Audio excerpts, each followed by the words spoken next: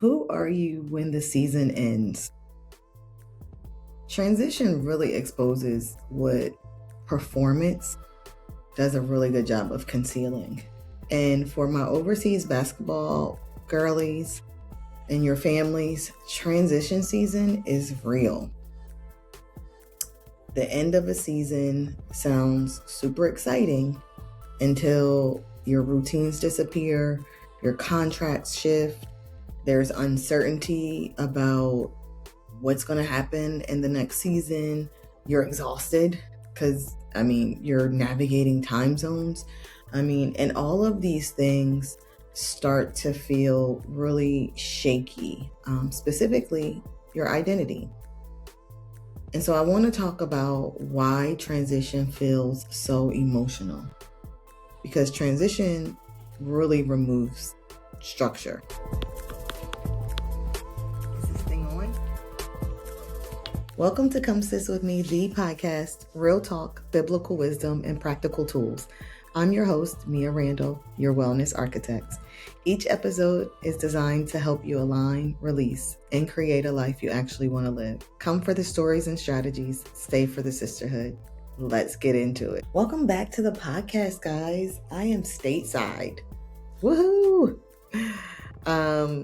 Last Friday, it was 22 hours total travel time that it took for me to get back from Nagoya, Japan. And yeah, I had a lot of time to think, right? This is my husband's 13th season playing overseas, so it's nothing new to me. But what I recognized was that even through the transitions every year, I am not as prepared as I think I should be. There is always going to be some jet lag. There's always going to be some questions. There always is going to be some bump, I think, in the road. And so it got me to thinking about my overseas basketball community, specifically the wives and the girlfriends who are mommies, who are, business owners, who are just independent women who are connected to this lifestyle that have to transition every year, most of the time, twice a year. And because transition season in basketball is a real thing, and a lot of us are not emotionally prepared for it every single year, I thought it would be really good for us to talk about what this looks like, because the end of season sounds great, right? Until we get into adrenaline dropping, right? Especially if you didn't make playoffs, you're like, yes, let's get home. But then there becomes the uncertainty of contracts. And what if you have to move countries? Relationships really get tested in that time. And the reality is that exhaustion catches up with you, right? And sometimes that plays on who you actually are. Your identity starts to get questioned a little bit. And what many people don't realize is that transitions reveal what performance had masked so well throughout your season. There's an emotional whiplash that takes place with transitions.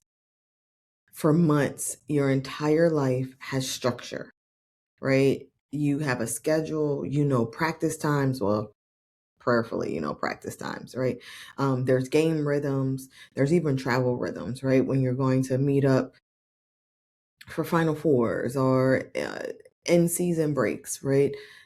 There's even a community rhythm, right? When you meet people and you have your different girlies that are on the team or even on the other teams, and you kind of create these rhythms of meeting up monthly or whatever the situation is. There is Bibles and Basketball group that meets women of faith that meet online, and they have virtual calls. When you just get used to having things set in your schedule.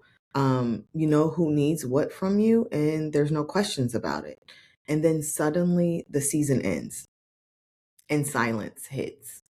Or for probably a majority of us, now it's like you feel like a horse like out of the gates, right? Everybody is biting for your time. You're trying to figure out what life is like at home, now navigating, different parts. The rhythms are just completely different. There's no games, there's no arena energy, there's no weekly schedule that you've lived your life off of for 9, 10 months. And even more heart wrenching sometimes is there's no certainty about next year, right? A lot of people are not struggling with the transition itself. I recognize that a lot of us are struggling because there's a loss of structure. We say this all the time in this community that there is a lot of instability. And one of the things that in basketball, an organization that prides itself on resources and community for overseas basketball families, talks about wanting to be stability in a unstable community or unstable culture or lifestyle.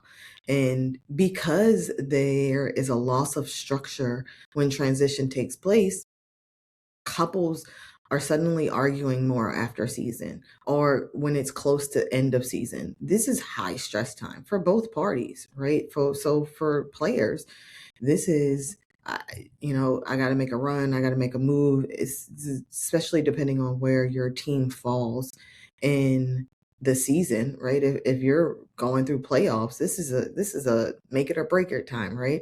And most people are thinking about what the contract looks like based on what this season's performance looks like. And so as the partner to someone like that, you are also navigating what life looks like off court because you're the CEO of your home. Anxiety increases during off season. Loneliness becomes just a little bit louder. And I say that because even though we go home, you are going home to people who are asking you the same question every time. When you going back? I hate that question. It's like, I just got here. You're already trying to send me back. I don't understand why that's even on your mind. Why don't you guys just stay here? Is he done? How many years playing?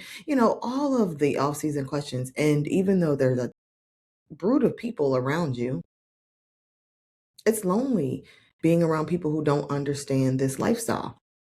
People start spiraling emotionally because you can't really I can't tell you when I'm going back. I don't know. Some people have the luxury of knowing when they're going back, but even that comes with its own spiraling of emotions because now you're struggling or rushing to get all your stuff done in 3 months, right? And then for those who are waiting for contracts, this is comparison time. This is when comparison starts to like creep in. There is, you're in our Facebook group, we see women saying, hey, I signed at different places, and the ones who are still waiting on contracts, I'm sure their heart drops a little bit every time the team that they think they potentially could go back for is typed in the little Facebook post that, hey, we just signed here, can you tell me about this organization, this city? And because structure was helping regulate us more than we realized, when we snatch it out from underneath of us, even though we're so excited to get home, it still causes this instability emotionally and mentally and sometimes even physically. But I thought about this on the ride home, and I had a tough conversation with my husband about, basketball and how in some ways we have subconsciously made it our identity. And so one of the hardest parts about transition season is that it exposes where basketball stopped being a profession and it quietly became this identity piece, this identity factor. People often see you and they relate you to being the wife or the girlfriend of a professional overseas athlete, the basketball player, right? The game day girly, right? The wag who is living this amazing life just on vacation all the time. I laugh because only you guys know, right? Every basketball girly who is listening now understands that that is not the case. But unfortunately, we that can become our identity. And when transition happens, mood shifts are happen based on contract status. This is how you know it's probably become a part of your identity. You start assuming that your worth is tied to his stats or his playing time, right? I have been in situations where women are just kind of nasty, right? Because their husbands are either making a certain amount of money or they have a certain status on the team. Maybe they are have top playing time, and they start assuming that their worth is tied to him and what he does on the court, right? Their emotional stability is tied to his position and how people around him are seeing him and treating him. For years, for years, my husband has notoriously been what I consider an underdog. And I used to get so angry in watching him perform at peak level. I mean, win games, take teams to places that they would have never been without him. I'm just saying, like, this had caused a severe and emotional instability within me because I'm like, do you not see my husband killing himself? Do you not see the work that he's putting in? And still you do not give him the respect. But then and having this conversation with my husband on the ride home, like, it's so crazy how far we are removed from that now. Um, Another thing that I noticed is some women feel invisible when the season ends. It feels good to be needed during the season. You're cooking, you're cleaning, you're cheering loud in the stands. You're ensuring that your husband is mentally and emotionally safe. You're his safe place when he comes home from work, from games. But when he gets back home, everybody wants him, right? Like, he's a commodity because he's doing something that not many, there's a small percentage of people that do it, right? And so you can feel invisible when the season ends because he doesn't need you in the same way. Um, Still need you, but not in the same way. And I remember, I mean, almost every season, my husband signs late at this point. It's just a part of what happens. We used to sign on time, but there, I thought about the panic that happens when the phone is really quiet. Um, yeah, and how that just feels to us. So if your identity only works during season, that means it was never stable. And this affects wives and families more than you think. Wives, girlfriends, partners, spouses, anybody. This affects us more than I think we actually pay attention to. Um, it makes us angry and bitter and nasty sometimes and anxious in ways that we don't need to be because basketball shouldn't be our identity. It's what he does. It's what provides a good, you know, lifestyle for us. I wouldn't say it was stable, but it's definitely not something that we can build our identities off of. And some women don't realize how much of their actual emotional rhythm came from being needed constantly, managing game schedules, preparing meals, traveling, putting all the pieces together so he could just get on the court and do what he does. Supporting him emotionally and then living inside this rhythm of the season. And then off season comes, and now both people are home, exhausted, emotionally depleted, uncertain, if you don't have a contract yet, about what the next um, season holds for you, and you're trying to figure it all out at the same time. In addition to trying to figure out who are we outside of survival and performance. There's a story in the Bible about a guy named Elijah. It's in First Kings. And one thing scripture shows us clearly is that even after a victory, people can crash emotionally. And I think about Elijah, who calls down fire from heaven in one chapter, and then shortly after that, wants to die. And it's because you can be on these highs, but they don't eliminate human exhaustion. They don't eliminate how when things change, you forget that who you are. And in basketball culture, people celebrate performance, but they often ignore recovery. Ooh, my husband is 36 years old. I feel like he plays like he's still in his 20s. And I attribute it because he is a freak about recovery.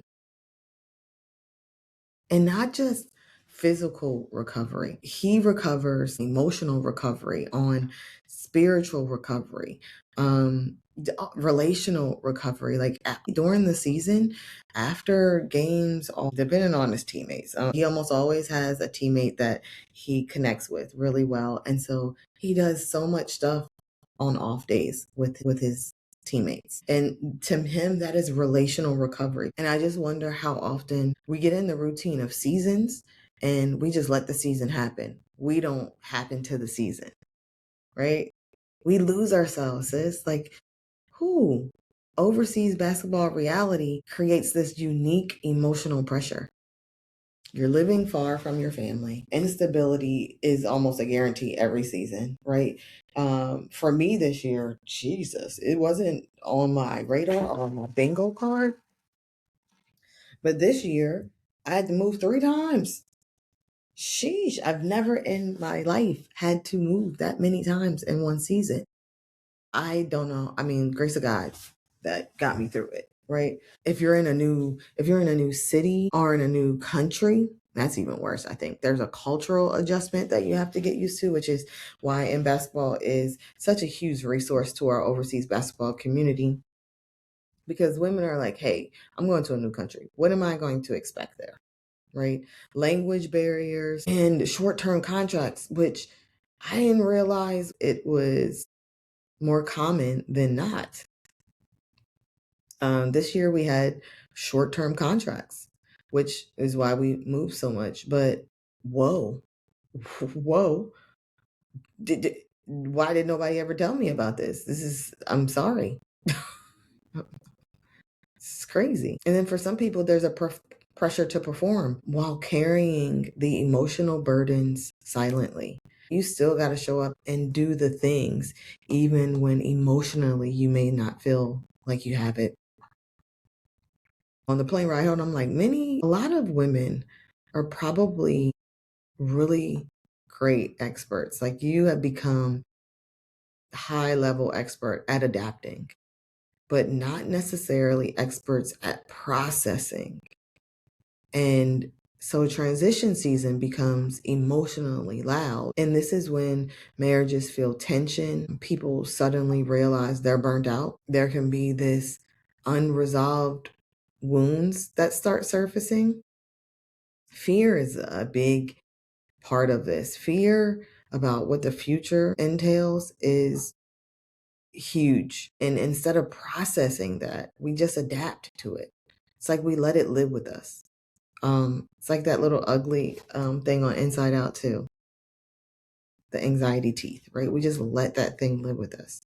And I think for most of my girlies, or some of my girlies, you're starting to question your purpose, right? Because transition removes distraction. And who are you outside of performing this WAG life? That's a real question that I would love for you to take a moment and ask yourself. Who are you when the season ends, sis? Because you're not his stats, you're not his contract, you're not his role or his position on the team, you're not even the applause or lack thereof of it or his career, and you're definitely not his productivity. Who are you when things become quiet? When the routine of the season is removed and you get to go home, or whatever. Like some people stay in the country. It just depends. When the season is over, who are you? Are you the same person in season that you are out? And for some of us, I don't think you realize that there is a time.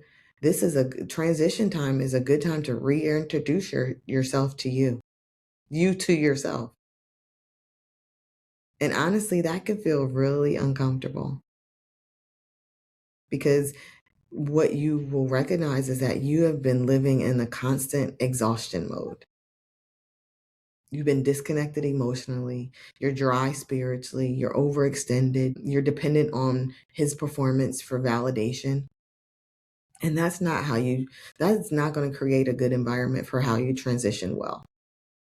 All of this is coming up because I just had to transition, right? And I had to figure out how I was going to find energy to get on here and do a podcast.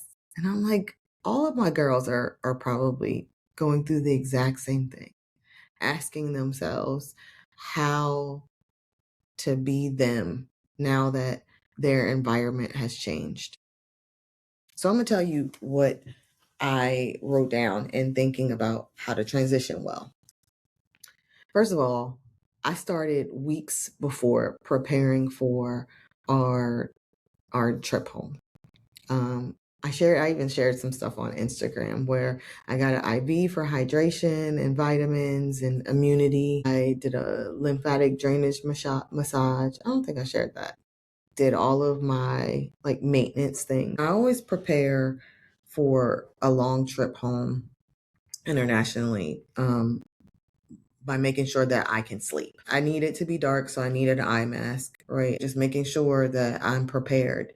And so resting intentionally, even before the trip, was really important to me. I set myself up on a good bedtime and rhythm so that I would kind of sync up to home and traveling pretty seamlessly.